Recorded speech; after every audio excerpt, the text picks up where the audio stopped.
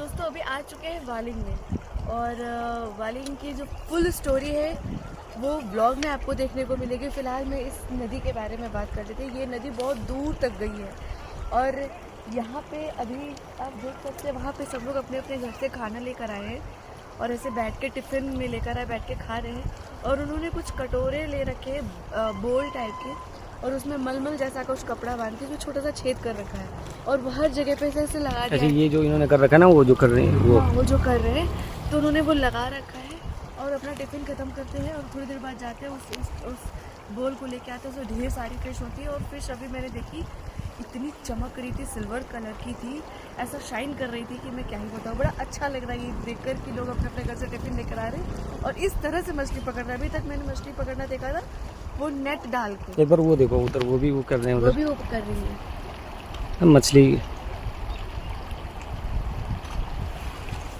तो अच्छा लग रहा है।